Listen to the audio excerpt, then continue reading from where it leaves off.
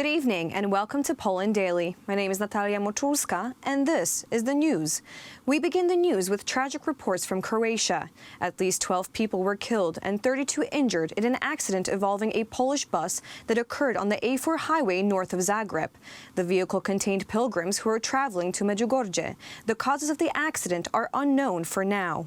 The accident happened early in the morning, near the city of Varazdin. There were 43 passengers and 2 drivers on the bus. They left Częstochowa yesterday around 4:30 p.m. Their destination was the Marian Shrine in Medjugorje in Bosnia and Herzegovina.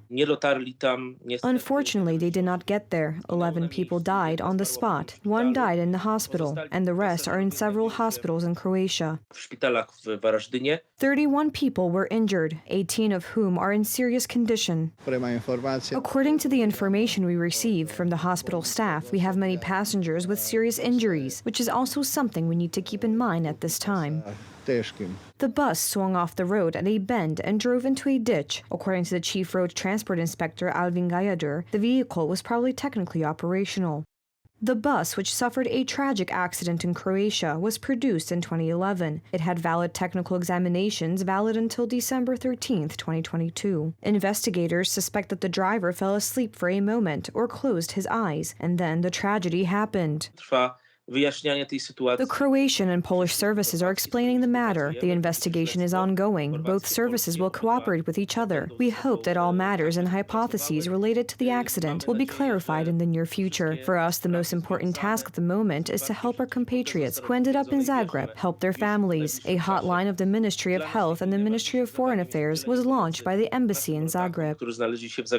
Polish policemen on duty in Croatia joined the rescue.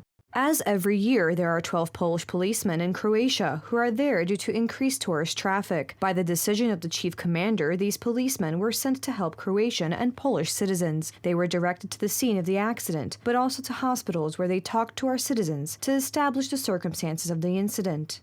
Prime Minister Mateusz Morawiecki sent a special delegation of the Polish government to Croatia. There were also psychologists on board to look after the wounded. Today, on my recommendation, the Minister of Health Adam Niedzielski, the Deputy Minister of Foreign Affairs Marcin Przydacz, as well as the medics and psychologists from the medical aid team are going to Croatia. Polish politicians will go to hospitals where the wounded are detained and will meet with the Croatian authorities to determine further proceedings in this case. The Russians continue shelling civilian targets in Ukraine.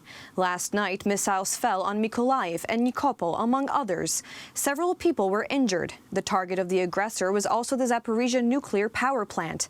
As the authorities in Kiev are alarming, Russian soldiers are committing dangerous provocations that could lead to a nuclear catastrophe. Russian troops fired twice in a day at the Zaporizhia nuclear power plant in Enerhodar. The nitrogen-oxygen station was damaged, which poses a risk of hydrogen leakage and the release of radioactive substances into the atmosphere. One of the power blocks has been disconnected from the system. The Ukraine concern Energoatom, which covers all nuclear power plants in the country, said that the fire was extinguished and the effects of the shelling were eliminated. The Russian occupiers provoked another extremely risky situation for the whole of Europe. They fired on the Zaporizhia nuclear power plant twice in a day. It is the largest nuclear power plant on our continent, and each shooting at this object is an open and brazen crime, an act of terror.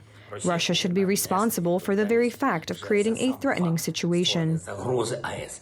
According to reports by the independent internet portal The Insider, Russian soldiers have been staying on the plant's territory since August 2nd. Moreover, the Russians took over all the cellars. Ukrainian personnel do not have access to these places, so there is nowhere to hide in case of shelling. The city of Enerhodar and the power plant were built on a sandy base, and every explosion, even a weaker one, can lead to the sand sliding off. We have places in the city with quicksand.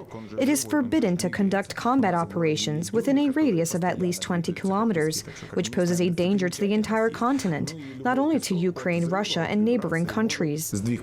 Russian troops shelled the vicinity of Bakhmut several times a day. Just after midnight, Konstantinovka was shot twice. Houses and the school are destroyed. There are wounded and killed people after the shootings of Mykolaiv. Fire from other regions also continues. The president of Ukraine, Volodymyr Zelensky, has established a group that is to develop and implement a mechanism for collecting compensation from Russia for losses incurred by Ukraine in connection with the Russian armed aggression. There was a factory here. We had already moved production elsewhere, but there were still warehouse buildings here. That's all that's left of them. Yesterday, a 4-hour meeting of the presidents of Russia and Turkey took place in the city of Sochi. Among other things, the supplies of Russian gas were discussed. Presidents agreed that gas would be supplied to Turkey in quite large amounts, 26 billion cubic meters annually. Turkey agreed to pay for the gas partly in Russian rubles. The Russian president thanked the Turkish leader for helping to reach an agreement on grain exports from Ukraine. And finally, over 2 billion zloty, funds of this total value will be added to the budgets of Polish households before the upcoming winter. Government support will be provided to consumers using pellets, wood and natural gas for heating. Its amount will depend on the type of fuel used.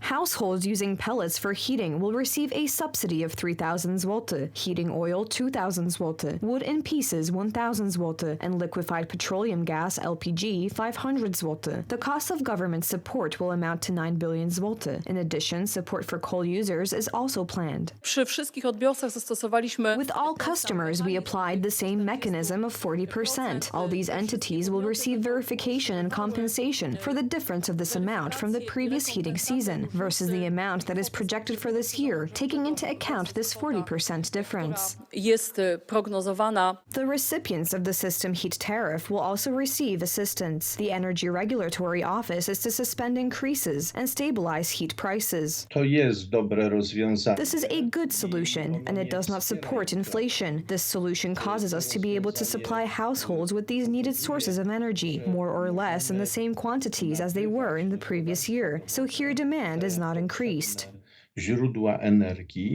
Rising gas and coal prices worsen the economic situation of Polish households. The initiatives taken by the government, such as the reduction of excise tax on gas and fuels, are to help Poles smoothly transition through the heating period. I have mixed feelings when it comes to government solutions because on the one hand, it removes discrimination based on fuel, rightly so, since not only those who burn coal should be supported, but on the other hand, there is no earning census. The recent merger of Orlen with Lotos has led to the creation of a large multi-energy corporation. According to the CEO, Daniel Obajtek, the merger of the companies will positively translate into the Polish economy. This will definitely make us stronger, secure the market, but it will also result in corresponding economic alliances. The prevailing global inflation caused by the war in Ukraine and the effects of the recent coronavirus pandemic is a threat to the stable financial situation of Polish families. The current actions of the government are tangible help in mitigating the effects of the crisis. Thank you so much for joining us this evening. Please stay tuned for Poland Daily Weather, Poland Daily Business, and some of our other programs. But for me, it's have a great Saturday night.